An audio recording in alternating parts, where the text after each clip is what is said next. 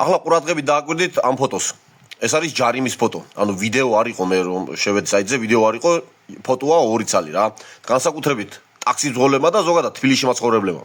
ეს პრიუსი არის, ჩემი პრიუსია, გაქირეებული მყავს. წესიერი პატიოსანი მძღოლი მუშაობს ზედ და ჯარიმა არ მოსდის ტიპს. და გუშინ წინ და გუშინ ზედიზედ მოვიდა 2.50 ლარიანი ჯარიმა და რისი ჯარიმა? გაჩერების ჯარიმა. განა დააპარკინგა უბრალოდ. გააჩერა და მგზავრი ჩამოსვა. ახლა რა ადგილია ეს?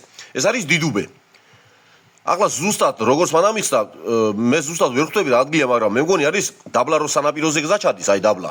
და აქით რომ ხიდისკენ მიდის. თუ არ ვწები ეგ ადგილია, მაგრამ მოკლედ დაიმახსოვრეთ აი ამ ნიშნით. მოხვევა ვაგზალიათი. და ვინც ტაქსაობთ. თქვენ გამოგადგებათ უფრო და თბილისში მაცხოვრებლებს. ეხლა ვიღაც ნაბოზარი დაჯდა, იქ მერიაში რომ ვინც ამ საქმეზე მუშაობს და გადაწყვიტა რომ სეზონი არის, დასავლეთში მიდის ხალხი, ზღვაზე მიდის, ზოგადად დასავლეთში მიდის და აქ ბევრი მანქანა მოვა გზავრი ჩამოსასმელად. კიდევ ვიმეორებ, კი არ დააპარკინგა, გააჩერა, უბრალოდ ჩამოსვა გზავრი. ახლა ტაქსი რამდენ ხანს გაჩერდებოდა? სავარაუდოდ ეს მანქანას დაჯარიმებულია. აი, აშკარად გაჩერებული ჩანს. მე ვიდეო არ მინახია, მოკლედ 2 ფოტო იდვა და მოკლედ გაჩერებული ახლა ეს დაჯარიმებულია სავარაუდოდ. აი რაში, აი 100 ლარი ორ დღეში გადაიხადა კაცმა, აი რაში. ცოდო არა ეს ხალხი? ანუ ეგ თან რა იჩალიჭა, იცი? აქ არაჯარიმებდნო ამ ჩემო მძღოლმა მითხრა. აქ ყოველთვის ვაჩერებდიო და არაჯარიმებდნო. ეხლა ახალი ჩართულია, რადგანაც სეზონი დაიწყო და აი ხაფანგი დაუგეს ხალხს.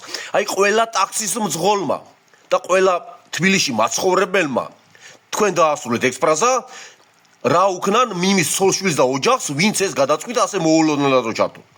ეგ თქვენთვის მომინდია რომ თქვენ დაასრულოთ კომენტარებში და ზოგადად რა და მოერიდეთ მოკლედ აი ამ ადგილას გზავრი ჩამოსვას მოერიდეთ ნიშანი არის მძღოლმა მითხრა რომ იქ არის გაჩერება გზალიას ნიშანი მაგრამ არ მაჯარიმებდაო და მოკლედ ჩართეს მოულოდნელად რა რადგანაც სეზონი დაიწყო ისარგებლეს შემთხვევით ამ ბოზიშვილებმა და აჰა შედეგიც კაცმა 100 ლარი რაში დაკარგა მოკლედ ხილად იყავით რა აქ